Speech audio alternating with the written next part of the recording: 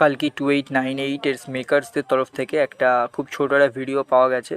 তো তারা সেটা অফিসিয়ালি আপলোড করেছেন, অ্যানাউন্সমেন্ট একটা ভিডিও, একটা অশ্বত্থামার ফার্স্ট লুক এখানে রিভিল করা হয়েছে। অশ্বত্থামার যে চরিত্রটি সেটি প্লে করছেন অমিতাভ বচ্চন।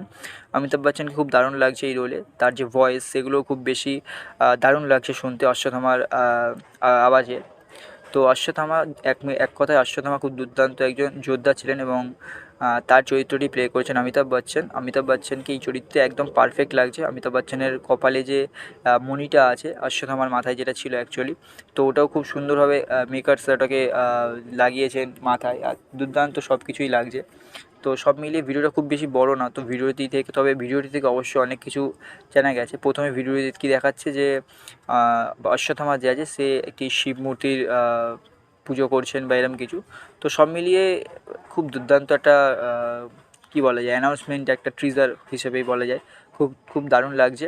এখানে কালকি যে আছেন তাকেই প্রভাসের যে ছোটোবেলার চরিত্রটি ওটাই দেখাচ্ছে। তো খুব বেশি বড় ভিডিও না, ভিডিওটি ছোটো, বারবার বলছি, তবে এর মধ্যে অনেক ডিটেলে অনেক কিছু জানা যেতে পারে যদি আপনারা ভালো করে দেখেন। তবে এই ক্লিপটা থাকবে কি না, আই থিঙ্ক সিনেমাতে থাকবে না এই ক্লিপটা, বাট এটা শুধু আমাদেরকে চরিত্রটির সঙ্গে আমাদের সঙ্গে আলাপ করিয়ে দেওয়ার জন্য এই বানানো হয়েছে মেবি। তো সব মিলিয়ে খুব দারুণ, অমিতাভ বচ্চনকে আমি দেখার জন্য খুব এক্সাইটেড অশ্বত্থামার চরিত্রে। তো আপনারা কতটা কি এক্সাইটেড সেটা কমেন্টে অবশ্যই জানান।